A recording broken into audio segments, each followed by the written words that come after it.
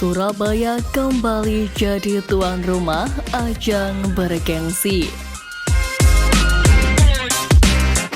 Tak pernah tergantikan, ini 3 pemain timnas andalan STY. Timnas hanya bisa dikalahkan tim kolaborasi wasit. Jadi, simak terus berita Timnas PES selengkapnya.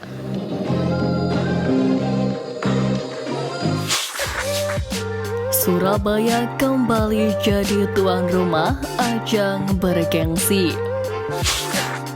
ASEAN Football telah mengumumkan bahwa Surabaya bakal menjadi tuan rumah turnamen Piala AFF U19 2024. Pengumuman tersebut disampaikan melalui akun Instagram milik ASEAN Football. Diketahui ada 2 stadion yang akan digunakan untuk Piala AFF U19 2024. 2 stadion yang dimaksud adalah Stadion Gelora Bung Tomo dan Stadion Gelora 10 November. Stadion yang pertama pernah dipakai untuk kualifikasi Piala Asia U20 2023 dan juga Piala Dunia U17 2023. Stadion Gelora Bung Tomo melangsungkan semua laga Timnas Indonesia U17 di grup A dan 2 laga babak 16 besar. Sayangnya, Timnas Indonesia U17 waktu itu gagal melaju ke babak berikutnya usai menempati posisi kelima di peringkat ketiga terbaik. Sementara itu, Timnas Indonesia U20 tampil membekal saat di Surabaya usai menyapu bersih kemenangan di kualifikasi Piala Asia U20 2023. Timnas Indonesia U20 menyapu bersih kemenangan dan lolos ke putaran final sebagai juara grup. Selain 2 event tersebut, Stadion Gelora Bung Tomo juga pernah melangsungkan 2 laga Timnas Indonesia Senior, di mana 2 laga yang dimaksud adalah Timnas Indonesia versus Palestina pada Juni 2023 dan Timnas Indonesia versus Turkmenistan pada September 2023 lalu. Sementara itu, akun Instagram resmi milik pemerintah Provinsi Jawa Timur mengisyaratkan bahwa publik tanah air bisa mendukung perjuangan tim asuhan Indra Syafri di babak kualifikasi Piala Asia U20 2025. Kualifikasi Piala Asia U20 2025 rencananya bakal dilangsungkan pada September mendatang. Meski begitu, pemerintah Provinsi Jawa Timur belum memastikan venue untuk kualifikasi Piala Asia U20 2025. Sebelumnya, beberapa stadion di Jawa Timur pernah digunakan untuk melangsungkan turnamen internasional, di mana 2 diantaranya adalah Stadion Gelora Delta Sidoarjo dan juga Stadion Tridarwa Gresik untuk Piala AFF U19 2013. Stadion yang pertama juga pernah menghelat turnamen Piala AFF U16 2018 dan Piala AFF U19 2018.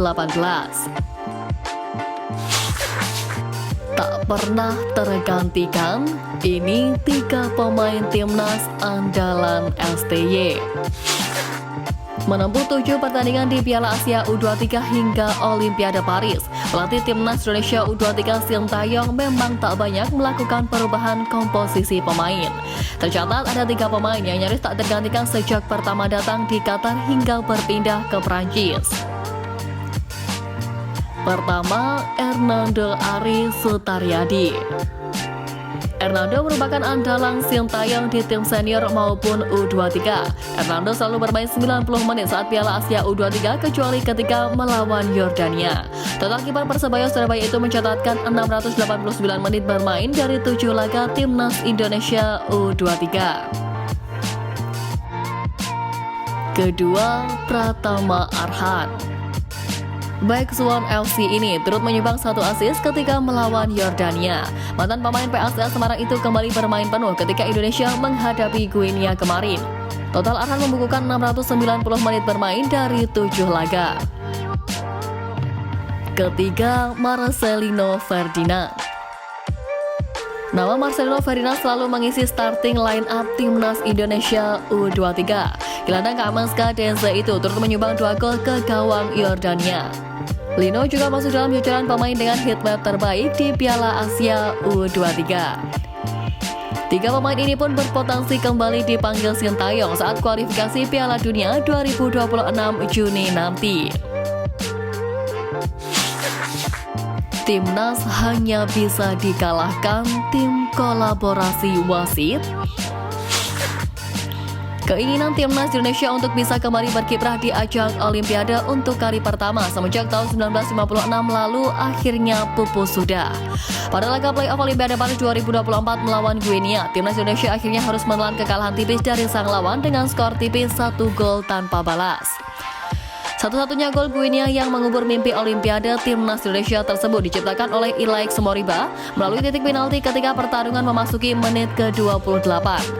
Ya, pada pertandingan melawan Guinea, untuk kesekian kalinya timnas Indonesia harus menelan kekalahan karena kecurangan akibat tak fairnya kepemimpinan dari sang wasit.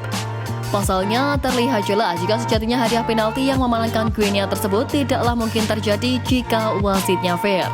Pada insiden yang melibatkan Witan Sulaiman di menit ke-26 permainan tersebut, dirinya melakukan pelanggaran di luar kotak penalti.